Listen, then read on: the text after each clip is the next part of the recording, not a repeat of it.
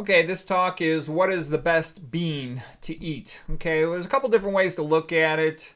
Um, First of all, I like to eat things that are low in fat. I think the lower your dietary fat, the better that you can achieve with a naturally occurring diet.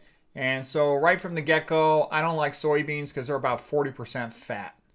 That's like way high fat. Forget about it. Next highest fat in beans is garbanzos, about 13%. 13% is reasonable. I still would prefer eating a lower fat bean, but 13% is reasonable. Garbanzo beans, also called chickpeas, they taste pretty good. Sorry about the dogs. There's, people over upstairs and the dogs are barking. Um, Green beans and peas, pretty good at about 5% fat. Black beans, 4% fat.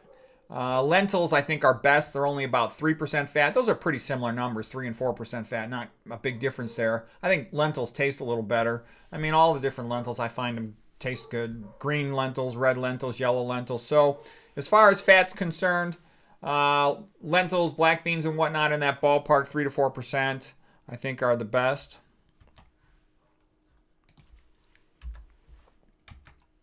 A couple other thoughts on beans. I'm really not a big fan of soy. It's got so many problems. I know it gets hyped all the time. There's almost like peer pressure. You have to praise it. I don't buy it. The GMO, who knows the significance of that? I would never eat a non-organic soy. I would never eat soy in general. Herbicides a lot with the GP and all the problems with that. There's an entire book on that subject, Toxic Legacy by Senef, if you're curious about it. The hexane solvents, introduce other potential problems and side effects. Very high in phytoestrogens, like 10,000 times higher than most other foods. Flax seeds even higher, but still, soy's got a lot of phytoestrogens, and the significance of them is not exactly clear. People will tell you they only activate the good receptor, not the bad receptor. But I looked at the paper, and it activated the bad one about it just as much as far as I could tell. Anthony J, he's a PhD biochemist specializing in lipids, and he came to the same conclusion on that one. Possible goitrogenic, hypothyroidism inducing type effects. I've made other videos on soy if you're curious about that, so I'm not going to say much more about it today. A little more, not much more. Canned beans have too much salt. So the other thing I worry about, anything in a can, you can potentially get a little bit of aluminum get into the food.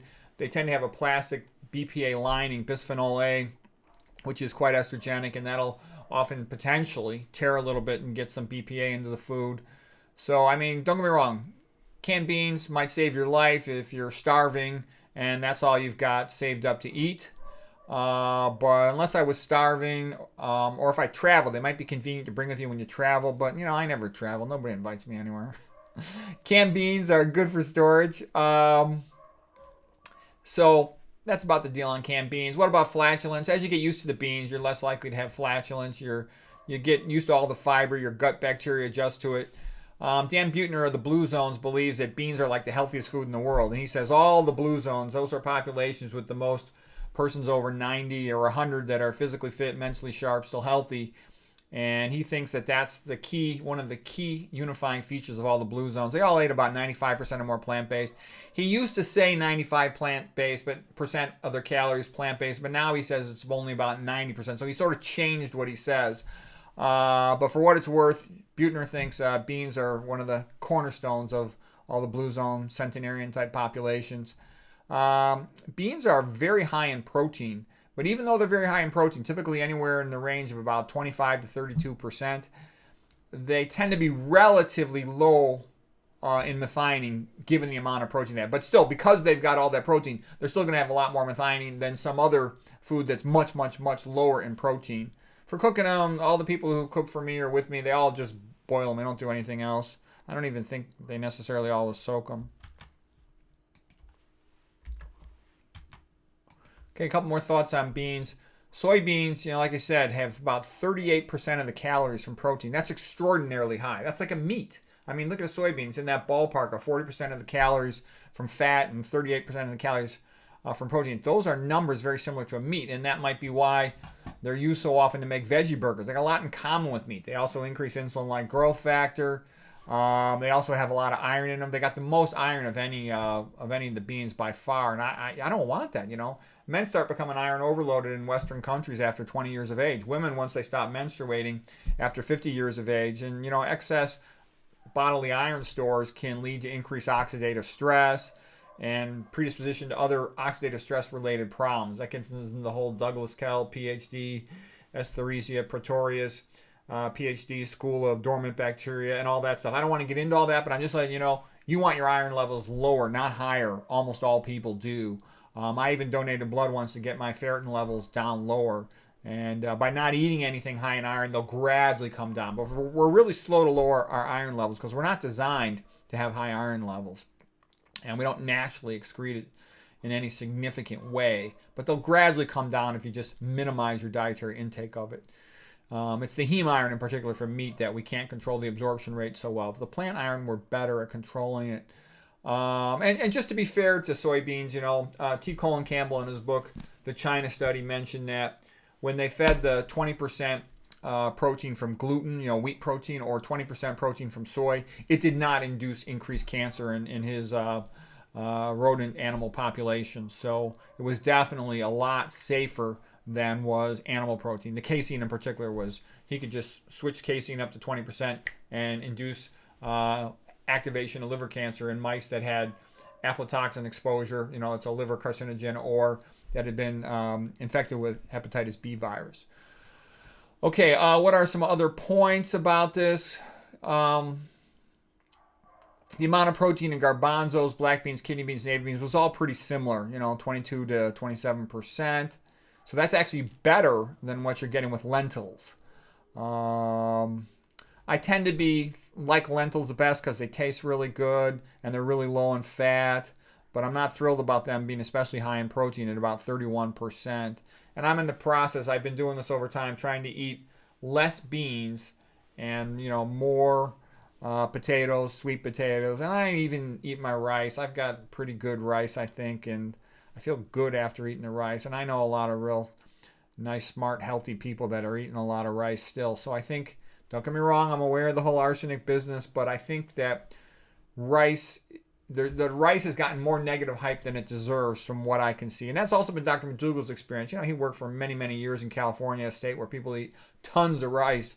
And he said he never saw not one single case of arsenic toxicity. Is there maybe subclinical arsenic problems? Yeah, perhaps. I don't know. And actually the mechanism of arsenic toxicity is rather interesting, and I'll talk about that in the future. There's some interesting things about it. I gave a previous lecture on arsenic, but I'll probably do another one in the future because there's some interesting things about it that haven't really been widely spoken about. So overall, I think beans are a decent food, but I still have not answered the question, where do you want your protein to be in terms of your percentage of calories? Kempner had the patients down around 4.4%. The Asian-based rice diets, the Papua New Guinea, they had really low protein. And some people will say, well, they're two totally different issues. T. Colin Campbell, as far as he's concerned, animal protein is, the devil, the real problem, because it's he doesn't specifically emphasize the methionine, but the methionine and leucine levels being higher, it activates mTOR more. And he pointed out that you didn't get nearly the same amount of problem with soy or gluten protein. But there's other people like James H. Mitchell, PhD, that Harvard researcher who gave some lectures with the Wilhelm Buchinger Clinic on the internet on YouTube. And he's a big proponent. He says you want to lower your total protein as much as possible. And while animal protein might be worse than plant protein, it is. He felt lowering total protein was a big benefit. So how do you reconcile that with the high amounts of protein in beans? I'm not sure of the answer to that. And I calculated all the numbers out of my own personal diet, the Spartan vegan diet, so to speak, and I was eating in the ballpark of about 10% protein. I try to keep it below 10%.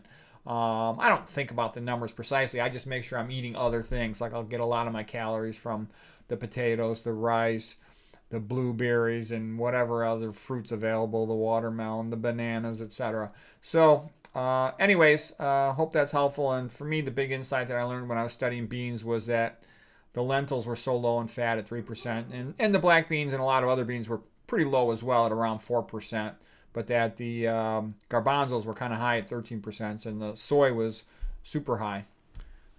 So I hope that's helpful.